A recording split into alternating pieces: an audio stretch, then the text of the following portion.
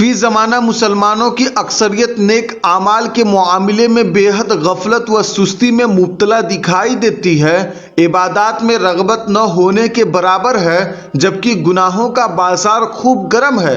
عبادات میں رغبت نہ ہونے کی دو بڑی وجوہات ہو سکتی ہیں، ایک تو ان کی ادائیگی میں مشقت کا محسوس ہونا، اور دوسری ان عبادات کے بدلے حاصل ہونے والے انعامات سے لا علم ہونا۔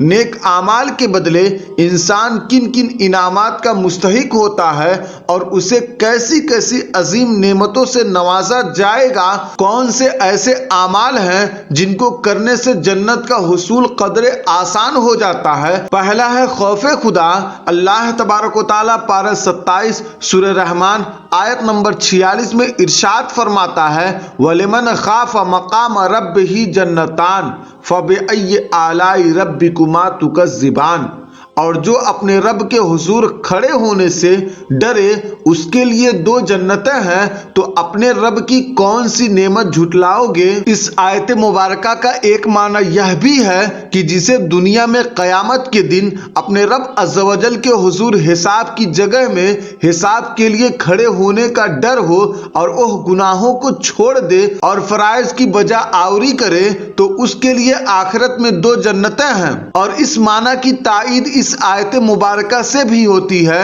ارشاد باری تعالیٰ ہے، وَأَمَّا مَنْ خَافَ مَقَامَ رَبِّهِ وَنَهَى النَّفْسَ عَنِ الْهَوَىٰ فَإِنَّ الْجَنَّةَ هِيَ الْمَأْوَىٰ۔ اور جو اپنے رب کے حضور کھڑے ہونے سے ڈرا اور نفس کی خواہش سے رکا، تو بے شک جنت ہی ٹھکانہ ہے۔ اور دوسرا معنی یہ بھی ہے کہ جو اس بات سے ڈرے کہ اس کے تمام اعمال اللہ تعالیٰ جانتا ہے اور اس کے اعمال کی نگرانی کرتا ہے، اور خوف کی وجہ سے وہ بندہ گناہ چھوڑ دے، تو اس کے لیے آخرت میں دو جنتیں ہیں۔ اس معنی کی تائید اس آیت کریمہ سے بھی ہوتی ہے، افمن ہوا قائم علی کل نفس بما کسبت۔ تو کیا وہ خدا جو ہر شخص پر اس کے اعمال کی نگرانی رکھتا ہے؟ اور دو جنتوں سے مراد جنت عدن اور جنت نعیم ہے، اور دو جنتیں ملنے کی وجوہات مفسرین نے مختلف بیان فرمائی ہے۔ پہلا یہ کہ ایک جنت اللہ تعالیٰ سے ڈرنے کا صلہ ہے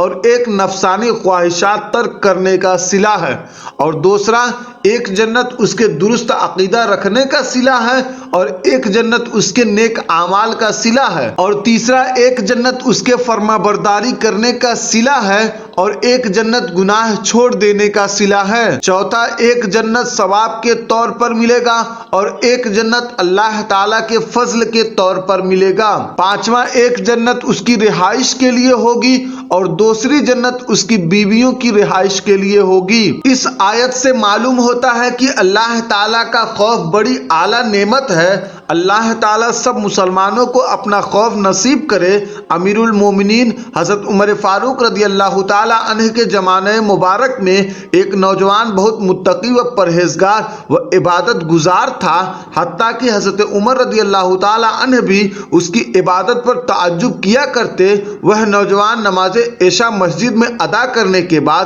اپنے بوڑھے باپ کی خدمت کرنے کے لیے جایا کرتا تھا۔ راستے میں ایک خوبرو عورت اسے اپنی طرف بلاتی اور چھیڑتی تھی، لیکن یہ نوجوان اس پر توجہ دیے بغیر نگاہیں جھکائے گزر جایا کرتا تھا۔ آخر کار ایک دن وہ نوجوان شیطان کے ورغلانے اور اس عورت کی دعوت پر برائی کے ارادے سے اس کی جانب بڑھا، لیکن جب دروازے پر پہنچا تو اس سے اللہ تعالیٰ کا یہی فرمان عالی شان یاد آ گیا، ان الذین اتقوا اذا مسهم طائف من الشیطان تذکروا فاذا هم مبصرون۔ بے شک جب شیطان کی طرف سے پرہیزگاروں کو کوئی خیال آتا ہے تو وہ فوراً حکم خدا یاد کرتے ہیں، پھر اسی وقت ان کی آنکھیں کھل جاتی ہیں۔ اس آیت پاک کے یاد آتے ہی اس کے دل پر اللہ تبارک و تعالیٰ کا خوف اس قدر غالب ہوا کہ وہ بے ہوش ہو کر زمین پر گر گیا۔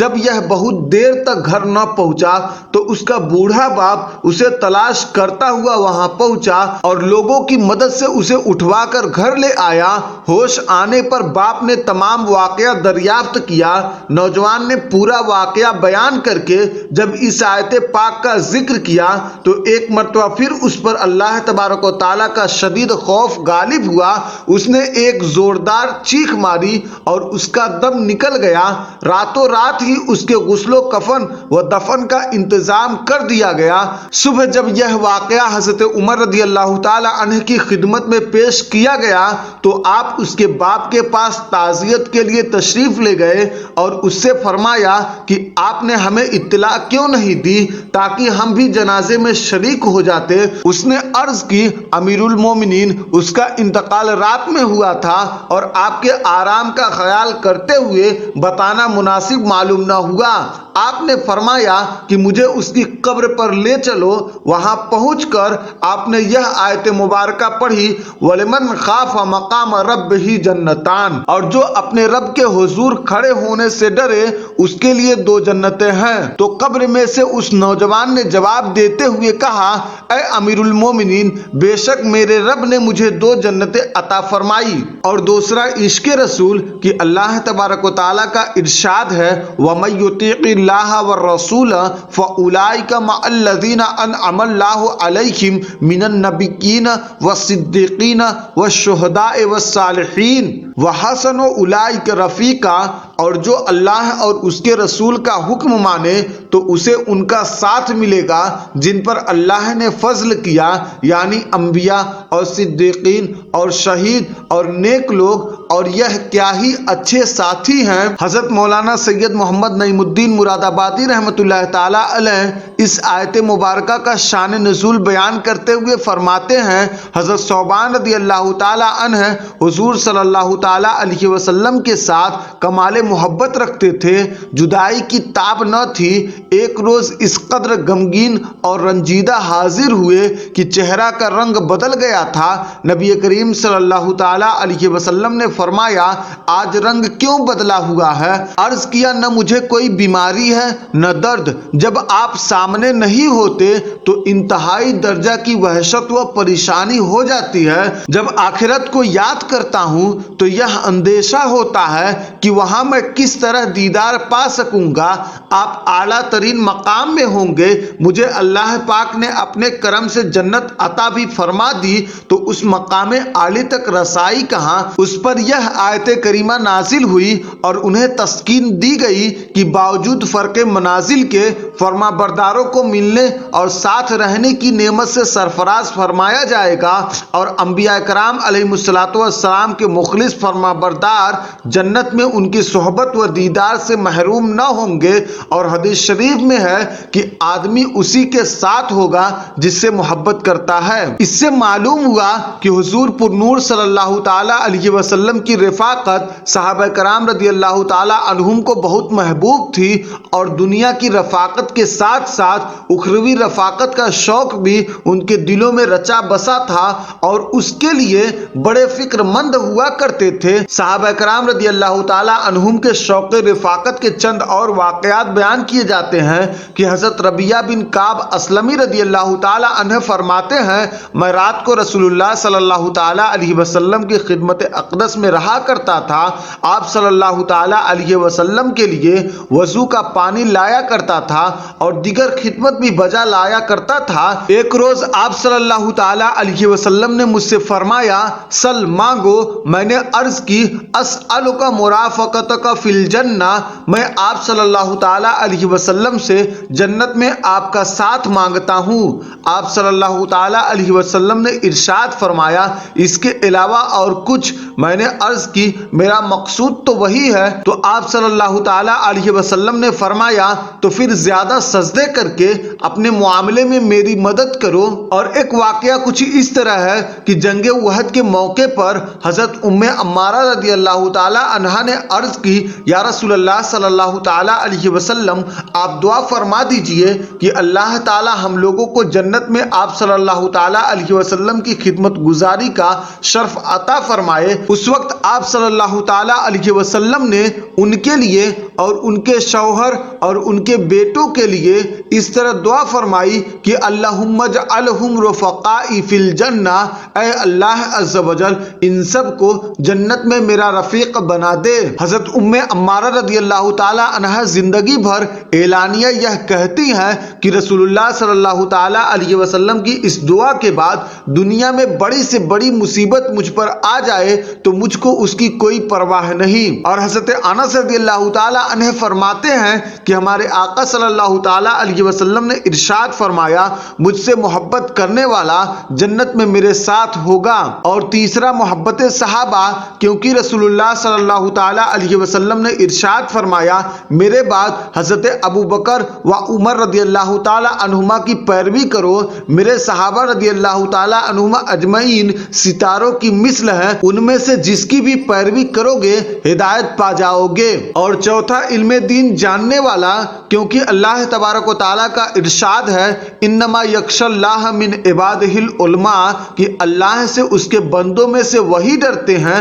جو علم والے ہیں۔ اللہ تبارک و تعالیٰ کا یہ ارشاد کہ اللہ تعالیٰ سے اس کے بندوں میں سے وہی ڈرتے ہیں جو علم والے ہیں اور اس کی صفات کو جانتے اور اس کی عظمت کو پہچانتے ہیں۔ اور جو شخص جتنا زیادہ اللہ تعالیٰ کی ذات و صفات کا علم رکھتا ہوگا وہ اتنا ہی زیادہ اللہ تعالیٰ سے ڈرتا ہوگا، اور جس کا علم کم ہوگا اس کا خوف بھی کم ہوگا۔ حضرت عبداللہ ابن عباس رضی اللہ تعالی عنہما نے فرمایا کہ اس آیت سے مراد یہ ہے کہ مخلوق میں سے اللہ تعالیٰ کا خوف اس کو ہے جو اللہ تعالیٰ کے جبروت اور اس کی عزت و شان سے باخبر ہے۔ اور اس آیت مبارکہ سے چار باتیں معلوم ہوتی ہیں۔ پہلا یہ کہ خوف اور خشیت کا مدار ڈرنے والے کے علم اور اس کی معرفت پر ہے، اور چونکہ مخلوق میں سب سے زیادہ اللہ تعالیٰ کی صفات کی معرفت اور اللہ تعالیٰ کی ذات کے بارے میں علم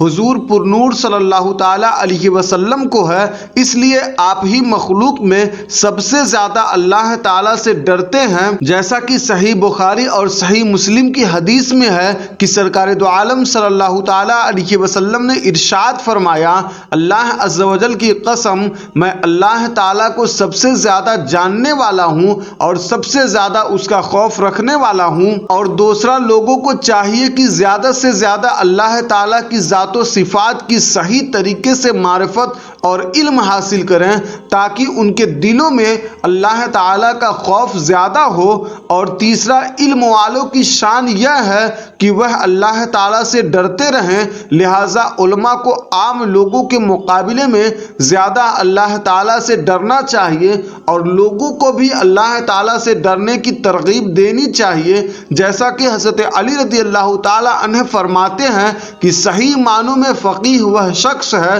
جو لوگوں کو اللہ تعالیٰ کی رحمت سے مایوس نہ کرے اور اللہ تعالیٰ کی نافرمانی پر انہیں جری نہ کرے اور اللہ تعالیٰ کے عذاب سے انہیں بے خوف نہ کرے، اور قرآن کے بغیر کوئی چیز اسے اپنی طرف راغب نہ کر سکے۔ اور ایک شخص نے امام شعبی رحمۃ اللہ تعالیٰ علیہ سے عرض کی، مجھے فتویٰ دیجئے کہ عالم کون ہے؟ آپ رحمۃ اللہ تعالیٰ علیہ نے فرمایا، عالم تو صرف وہی ہے جو اللہ تعالیٰ سے ڈرتا ہو۔ اور حضرت ربیع بن انس رحمۃ اللہ تعالیٰ علیہ فرماتے ہیں، جس کے دل میں اللہ تعالیٰ کا خوف نہیں وہ عالم نہیں۔ چوتھا، علم والے بہت مرتبے والے ہیں کہ اللہ تعالیٰ نے اپنی خشیت اور خوف کو ان میں منحصر فرما دیا، لیکن یاد رہے کہ یہاں علم والوں سے مراد وہ ہیں جو دین کا علم رکھتے ہوں اور ان کے عقائد و اعمال درست ہوں۔ اور حدیث پاک میں علم دین کی فضیلت کچھ یوں آئی ہے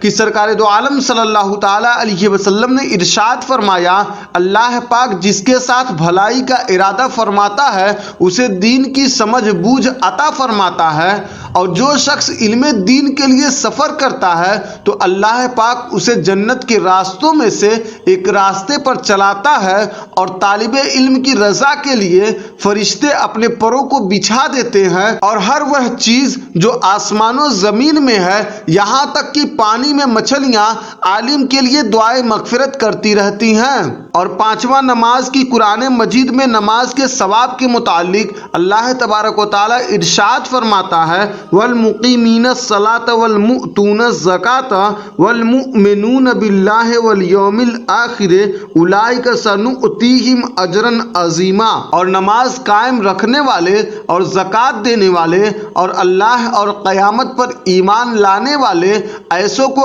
عنقریب ہم بڑا ثواب دیں گے۔ اور دوسری جگہ اللہ تبارک و تعالیٰ ارشاد فرماتا ہے قد افلح المؤمنون الذین هم فی صلاتهم خاشعون اولئک هم الوارثون الذین یرثون الفردوس هم فیہا خالدون، بے شک مراد کو پہنچے ایمان والے جو اپنی نماز میں گر گڑاتے ہیں، وہ جو اپنی نمازوں کی نگہبانی کرتے ہیں، یہی لوگ وارث ہیں کہ فردوس کی میراث پائیں گے، وہ اس میں ہمیشہ رہیں گے۔ حضرت عبادہ رضی اللہ تعالیٰ عنہ فرماتے ہیں کہ میں نے حضور صلی اللہ تعالیٰ علیہ وسلم کو فرماتے ہوئے سنا کہ اللہ پاک نے بندوں پر 5 نمازیں فرض فرمائی ہے، تو جو انہیں ادا کرے گا اور ان کے حق کو ہلکا جانتے ہوئے انہیں ضائع نہ کرے گا تو اللہ کریم کا اس سے عہد ہے کہ وہ اسے جنت میں داخل فرمائے گا، اور جو انہیں ادا نہیں کرے گا اس کا اللہ پاک کے پاس کوئی عہد نہیں، اگر اللہ پاک چاہے تو اسے عذاب دے،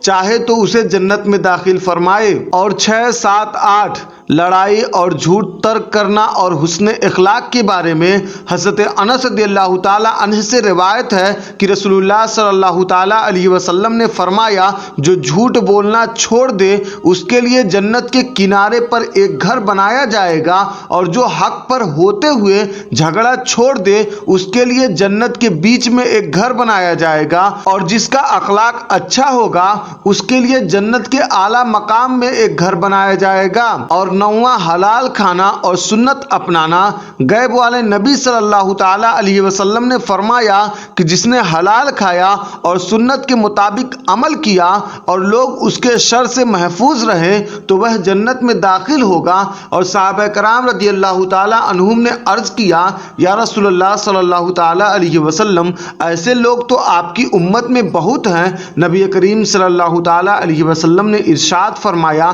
عنقریب میرے بعد بہت سے زمانوں میں ہوں گے، اور 10 سے 14 تک جنت کے 5 راستے سرکار دو عالم صلی اللہ تعالیٰ علیہ وسلم نے بیان فرمائے۔ سرکار دو عالم صلی اللہ تعالیٰ علیہ وسلم کا فرمان ہے کہ 5 اعمال ایسے ہیں جو انہیں ایک دن میں کرے گا اللہ پاک اسے جنتیوں میں لکھے گا۔ پہلا مریض کی عیادت کرنا، دوسرا جنازے میں حاضر ہونا، تیسرا ایک دن کا روزہ رکھنا، چوتھا جمعہ کے لیے جانا، پانچواں غلام آزاد کرنا، اور 15 ہے کلمہ طیبہ کہ سرکار دو عالم صلی اللہ تعالیٰ علیہ وسلم نے ارشاد فرمایا جس کا آخری کلمہ لا الہ الا اللہ محمد الرسول اللہ صلی اللہ تعالیٰ علیہ وسلم ہوگا وہ جنت میں داخل ہوگا۔ اور 16 تا 21 6 چیزوں کی ضمانت کہ سرکار دو عالم صلی اللہ تعالیٰ علیہ وسلم نے ارشاد فرمایا تم مجھے 6 چیزوں کی ضمانت دے دو میں تمہیں جنت کی ضمانت دیتا ہوں۔ پہلا جب بولو تو سچ بولو، دوسرا جب وعدہ کرو تو پورا کرو، تیسرا جب امانت لو تو ادا کرو، چوتھا اپنی شرمگاہوں کی حفاظت کرو، پانچواں اپنی نگاہیں نیچے رکھو، چھٹا اپنے ہاتھوں کو روکے رکھو۔ قرآن مجید اور احادیث مبارکہ میں بہت سے ایسے نیک اعمال و عبادات ہیں جن کے کرنے پر جنت کی بشارت دی گئی ہے، اور کئی برے اعمال ایسے ہیں جن سے بچنے پر جنت کی بشارت دی گئی ہے۔ اللہ پاک ہم سب کو اپنی رحمت سے جنت میں داخل فرمائے اور جنت الفردوس میں اپنے محبوب صلی اللہ تعالیٰ علیہ وسلم کا پڑوس نصیب عطا فرمائے۔ آمین بجاہ سید المرسلین صلی اللہ تعالیٰ علیہ وسلم۔